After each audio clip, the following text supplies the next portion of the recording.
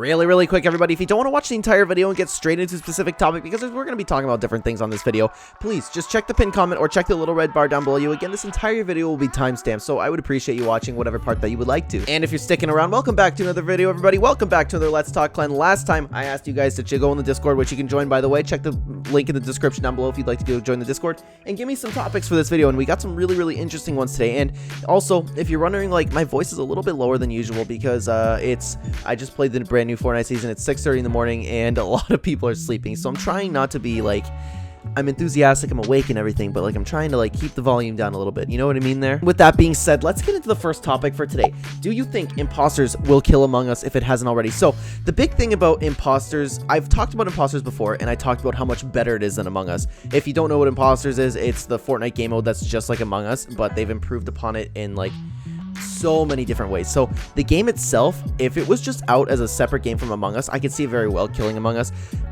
The problem is, I don't like saying games are dead, but Among Us is one of those games that are actually really dying. Like, no, who plays Among Us anymore? Not a lot of people. So when I hate again to say that games are dying, and like, because I have to deal with the ridiculousness on people saying Fortnite's dying and stuff like that. Warzone's dying, as if Warzone's dying. Like, are you kidding me? People just want to say that all the time. But with Among Us, it really is dying. So the problem with Among Us is they don't update like Fortnite. Fortnite's already making improvements to their imposters mode, and I was saying that, will imposters kill Fortnite? The other way around, will imposters kill Among Us?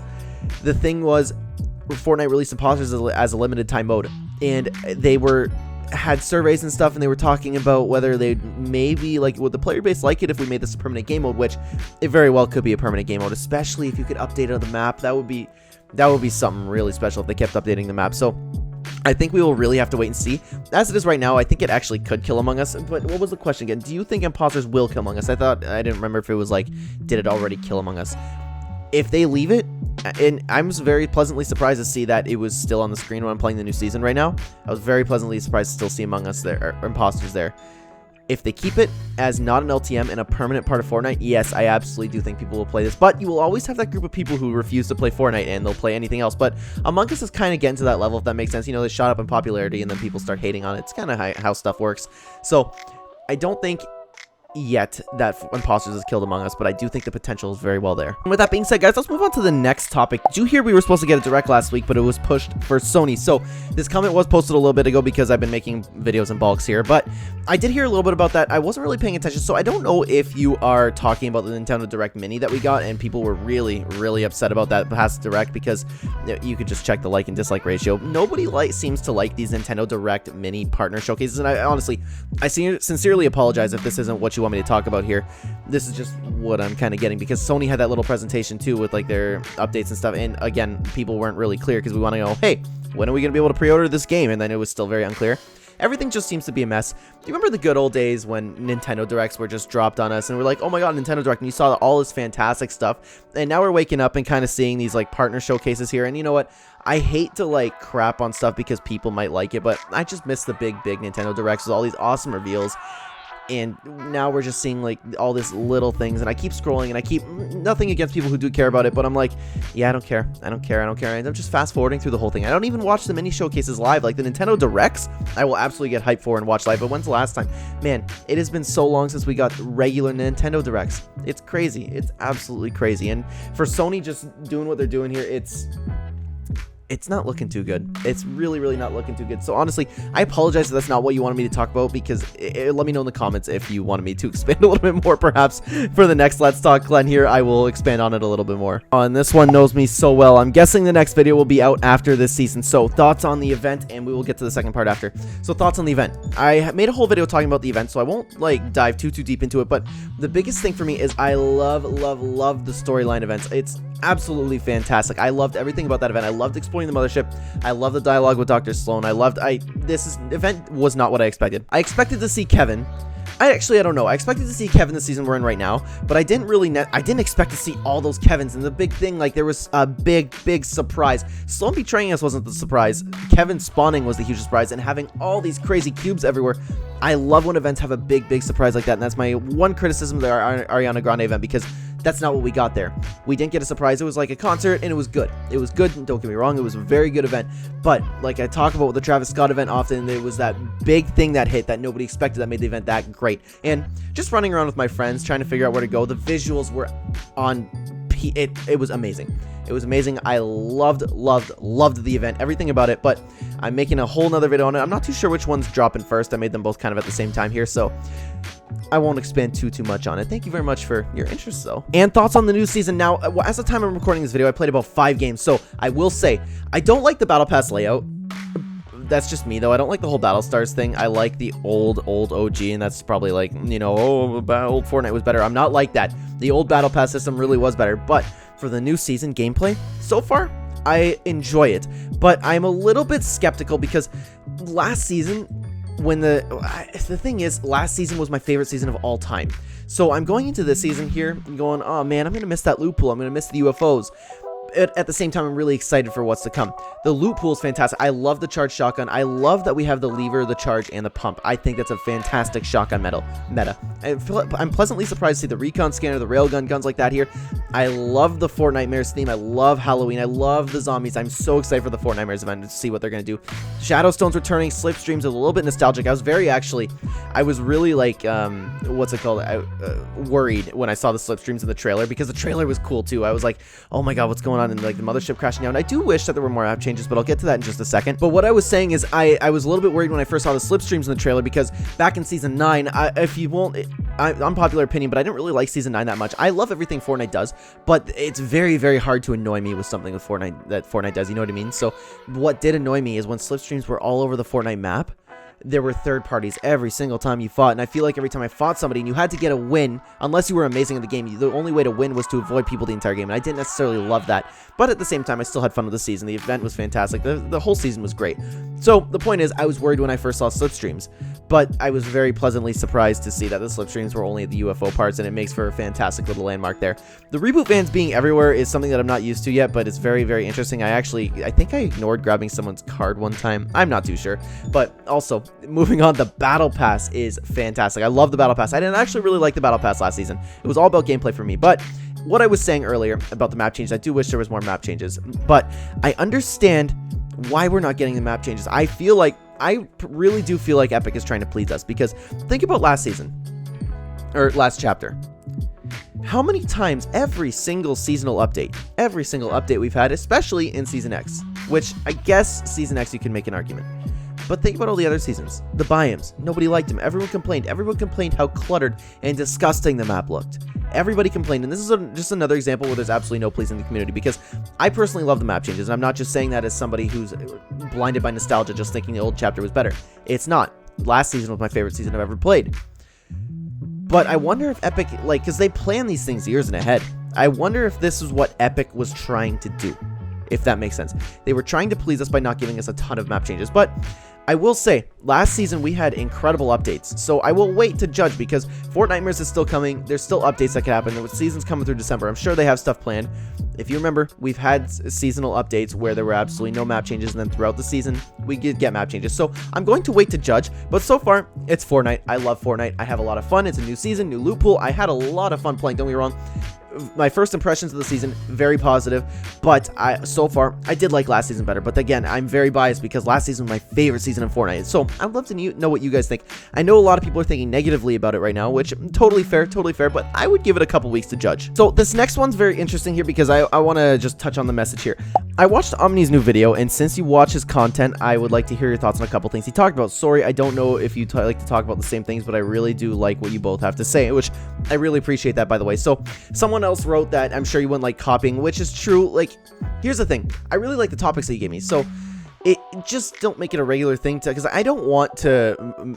Omni made this video, so I'm going to talk about exactly what he did. You know what I mean? I don't want to do that, but at the same time, these were fantastic topics to talk about, and I really appreciate you comparing me to Omni. He's a fantastic YouTuber. I love watching that dude. He's awesome. He really is. So don't make it a regular thing, if that makes sense, but I really appreciate you wanting to hear my thoughts on all this, so which is incredible. But with that being said, guys, let's get into it. Steve from Blues Clues making a message. Guys, that was like such a wholesome moment in the entire world. I feel like everybody, like TikTok, Instagram, any social media app you went on, you saw Steve. That was so random. It was so random for him to drop a message, and it was so heartwarming. I actually watched it, and I was like smiling the whole time because we haven't seen Steve in forever. He just got up and dipped, and then he touched on it. It's just, when the whole world is like so divided right now, Steve comes in and then it makes everybody happy. That's actually what's happening, though. Everybody hates each other right now, and Steve comes in and everybody posts a bunch of memes about Steve. The world was happy for like a day. That was incredible. I loved every single little bit of that message, and I miss Steve so much. It just took me right back to my childhood, because I watched Blue's Clues all the time. I loved it. I loved it. Imagine they had Blue and Nickelodeon All-Stars Brawl. That'd be so sick, by the way. Yeah, but even just like thinking about it right now, I'm like, I don't know how much I'm smiling, but like I feel like I'm like really hard smiling right now. It was awesome. It was really, really awesome to see. Next up, Nickmercs blowing up on that fan for making fun of his channel. Now, I need to learn this one day, but I'm not too familiar on how the copyright works, if I can play Nickmercs clip and then talk about it, but I do need to learn. But for now, I'll basically sum it up. So Nickmercs views on YouTube are down, and when I say down, it's still, I believe it's in the hundreds of thousands. It's still incredible views for any YouTuber. It's way better than I could ever dream of having. And someone was kind of making fun of him and was like, oh my god, your YouTube views dropped. I don't remember exactly what he said, but Nickmercs blew up on him and it was like, oh my god, these videos are still making a ton of money and stuff, and this is great. This is down. This is great. And then he kind of like blew up on the guy. And people were saying that was bad taste, and I was like, I don't know. I don't really care. The guy picked a fight with him, and then he just responded, you know. I don't really have too much to say about it. I thought he was justified in what he said. I didn't think he was arrogant at all. Yes, his views are down, but he's having fun. He's playing games, and that's the most important part, you know. And he's obviously still making a living from it, which is incredible. I'm really, really happy for the guy. So I don't really understand the people saying it was bad taste. You know what? You shouldn't punch down or whatever, but at the same time, the guy was punching up. Why not punch down? That's the way I look at it personally, and I'd love to know what you think. Hackers taking over Titanfall. This I actually didn't know about, because Titanfall is not a game I play, which I played it when it first came out, and I thought it was fantastic. I love the whole concept of Titanfall, but if there's a problem with hacking, of course, there's a huge, huge problem. It's a problem with Warzone for a little while. Actually, let me look it up. I don't know if the devs are doing anything about it. So sorry, I had to give it a quick Google search here, and what I found out is apparently Respawn is saying that the rumor is blown out of proportion, which I can see them saying even whether it's true or not, to not let people worry, because they always want people playing their game, right? But at the same time, if they're looking into it, because I saw a couple other things saying they were looking into it, which is really, really good. If there's hackers in your thing, and it was apparently a very simple exploit that people found, so I'm sure they'll fix it. I'm sure that's really no big deal. It's not like Warzone where they weren't doing anything about it, and I don't know if Activision was talking about fixing Warzone or anything like that and not actually doing it, because I'm not too involved with the COD community. But for Titanfall, they're already Respawn's already talking about fixing it. I think that's a good thing. I don't think there's too much we should pay attention to. You know what? If you don't want to play Titanfall for a couple weeks or however long it takes for them to fix it, don't play Titanfall. There's a lot of great games. Try out the new Fortnite season, for example. Fantastic. It's a lot of fun. All right, guys, we're moving on to our last topic for today. Unfortunately, we're going into lore predictions after the event, and I think you mean like after the event and after the storyline trailer. So the lore predictions, I didn't really know what to think about the lore because Kevin was coming down to the map. What I found very interesting is Dr. Sloan said that Kevin almost destroyed the first map, and there was like absolutely no evidence of that, really. Like, I guess the floating island was having Kevin. They brought us, you know what, maybe, I don't know, it was very confusing there. We'll need to expand on that, but for now, this season kind of seems like a filler season because the zombies are here and all this stuff with the in-between. I don't really know what to think of it, to be honest with you, yet. I think we'll need to expand it a little bit more, and that's what I hope they do with Impostors. I hope they give us some more answers in an Imposter update or something, or just challenges around the map. I love the Fortnite storyline. What I did find the most interesting, though, is the Foundation. Is he not a person? Because when we saw him, we just saw like a robot head. Is he just a robot? I don't know. There's every single time we see something in this Fortnite storyline, it raises more questions than answers, and you know what? That's actually very incredible on Epic Games' part and Donald Musk's part, because it keeps us all interested. It keeps us making videos. It keeps, look what I'm doing right now. I'm talking about it. So I don't have a ton of answers for you. I really don't. I just have a lot of questions, like what's going on. But this does seem like filler, and I'll have to wait for a couple weeks. So the Foundation obviously woke up, but I don't think we'll see him for a couple seasons. I still want to know where Agent Jones is for now, or Dr. Sloan. I guess we'll find out, right? I don't really have a prediction for you, though, right now. If I had to think, maybe the Kevins will start activating, because I actually went in the map and started hitting Kevin and didn't really do anything. So maybe the Kevins will activate, they'll come together or something. The Golden Kevin, something is going to happen with the Golden Kevin. Absolutely. I don't know. We'll revisit this topic once things start happening. I'm really excited to see what's next. But for now, guys, unfortunately, that's all I have for you today. Thank you so much for watching, guys. If you're new here and you enjoy the content, please consider hitting the like button. It would help out the channel a ton. And subscribe if you'd like to see more topics like this, or videos like this. I'm a little bit tired. I was waking up early for this. Anyways, guys, if you want to suggest a topic for the next video, which I really appreciate you guys giving me all the time, join the Discord, and the link for that will be in the description down below. If you play Fortnite, you like to use my supporter creator code in the item shop, it is CLEN-GOCO, #AdIMA, #EpicPartner. If you want to check out any of my 2 other channels, also will be in the link down below. And lastly, guys, if you're an aspiring YouTuber looking to make some awesome thumbnails, check out Real Ember on Fiverr. Again, the link will be in the description down below. Amazing, makes all my thumbnails. I have nothing but good things to say about him. So if you need thumbnails, if you happen to need any thumbnails, go check him out, please. And guys, don't forget, give me some topics. Let me know what you thought about everything down below. And thank you again for watching. I will see you in the next video. Take care.